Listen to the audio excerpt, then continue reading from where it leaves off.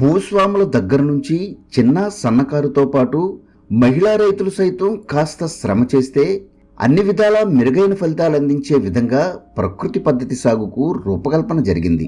ఈ సాగులో తక్కువ పెట్టుబడితో ఎక్కువ ప్రయోజనాలు వనగూరే అవకాశం ఉండడంతో అధిక శాతం మంది ఈ పద్ధతి వైపు మొగ్గు చూపుతున్నారు.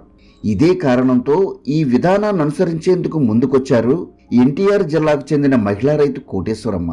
తను తక్కువ విస్తీర్ణంలో పలు రకాలైన పంటలు సాగు చేయడమే కాకుండా వివిధ మార్గాల్లో వాటిని విక్రయిస్తూ ఆర్థికాభివృద్ధి దిశగా అడుగులు వేస్తున్నారు.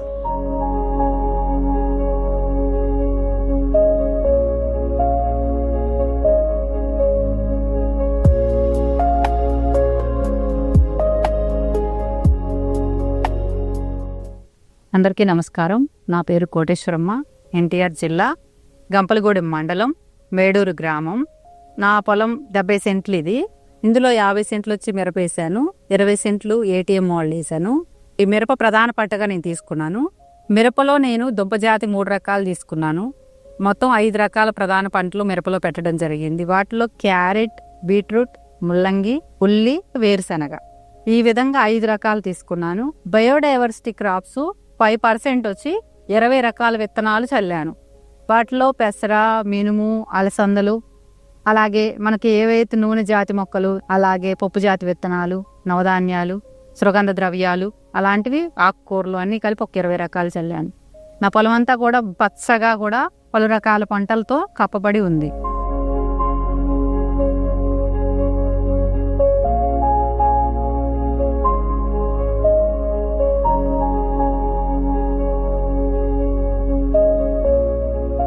వీటికి ప్రకృతి పద్ధతి సూత్రాలు అనుసరించి సాగు ప్రారంభించారు. అదేవిధంగా 15 రోజులకు ఒకసారి ద్రవజీవామృతాన్ని పిచికారీ చేసుకుంటున్నారు. వీటికి అదనంగా అవసరమైన సమయాల్లో కలుపు తొలగించి పంటలను శుభ్రం చేసుకుంటున్నారు. అలాగే ఘనజీవామృతం దుక్కులోనే వేసుకుంటాను. ప్రతి 15 రోజులకి జీవామృతం పొలం దగ్గర తయారు చేసుకొని వాటిని స్ప్రే చేస్తాను. అలాగే కోడిగుడ్డు నిమ్మరస ద్రావణం గ్రోత్ ప్రమోటర్గా వాడుకుంటున్నాను.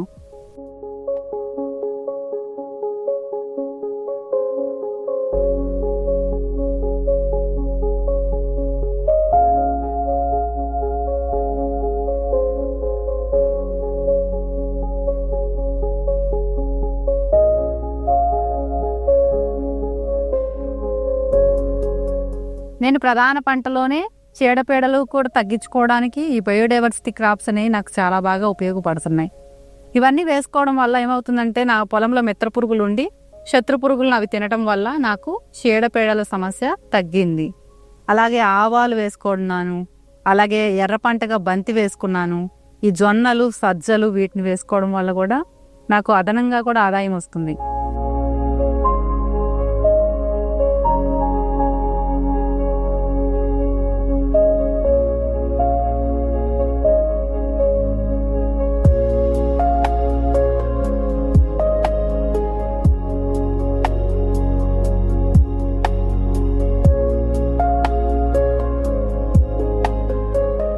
ఇలాంటి పరిస్థితుల వల్ల సాగులో మెరుగైన దిగుబడి సాధిస్తున్నారు.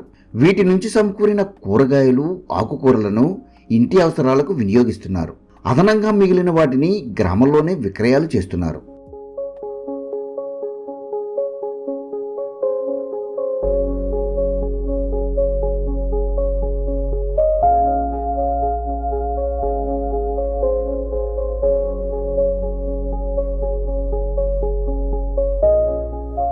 అన్న, పండుమిర్చి ఎన్ని కావాలి నీకు?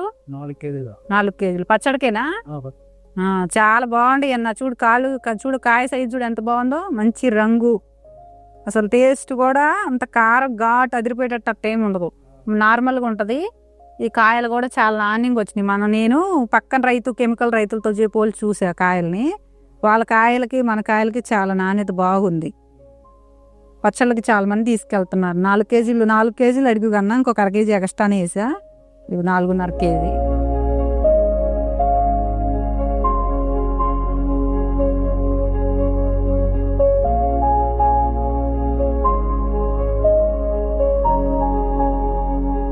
అసలు ఈ ముల్లంగి చూడండి ఎంత సైజు వచ్చిందో. నాకైతే ఇలా చూసినప్పుడు నా పొలంలో ఎంతో సంతోషంగా అనిపిస్తుంది. ముల్లంగి ఇలా రావడం ఏంటి, ఎంత సైజా అని. తర్వాత ఇది చూడండి, క్యారెట్ కూడా ఎంత కలరు. ఇదే షాప్లో తీసుకోవాలి అంటే పావు కిలో వచ్చేసరికి ఒక 40-50 రూపాయలు పావు కేజీ ఉంటుంది. ఇదే మన పొలంలో పండించి తింటే మనం ఎటువంటి కెమికల్స్ వేయట్లేదు, న్యాచురల్గా పండుతున్నాయి. నేనైతే ఫస్ట్ క్యారెట్ మా పొలంలో రాదనుకున్నాను, కానీ క్యారెట్ వచ్చింది. అలాగే బీట్రూట్ కూడా రాదనుకున్నాను ఆ పొలంలో వేస్తే ఏమొస్తుందో అని.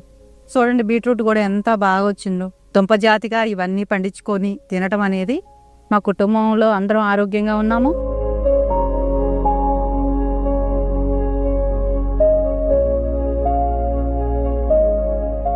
మా చెల్లి వాళ్ళ ఫ్యామిలీ కూడా నేను వండిన కూరలు కూడా వాళ్ళు తిన్నారు, చాలా బాగుందని చెప్పారు.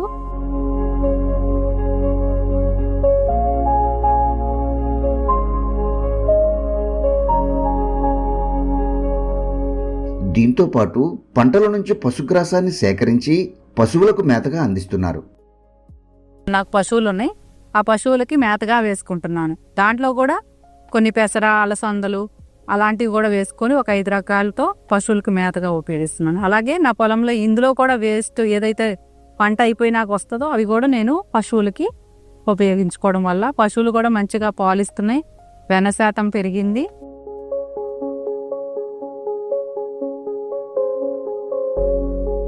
దీంతో పాటు సాగు నుంచి సమకూరిన మిగిలిన ఉత్పత్తులను విక్రయించడమే కాకుండా కొన్నింటిని విలువ హెచ్చింపు చేసి అమ్మకాలు చేస్తున్నారు.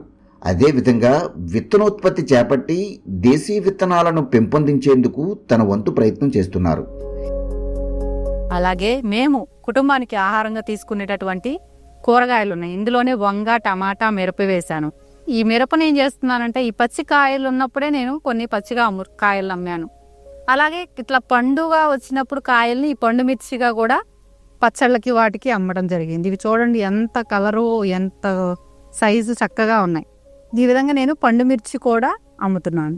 అలాగే కొన్ని ఏం చేస్తున్నానంటే, ఈ మిగిలిపోయిన చిబ్బరగా ఏవైతే ఉంటాయో అవన్నీ కూడా కట్ చేసి వీటిని ఎండబెట్టేసేసి కారంగా మార్చేసి ఇవి కూడా ప్యాకింగ్ చేసి కారంగా అమ్ముతాను.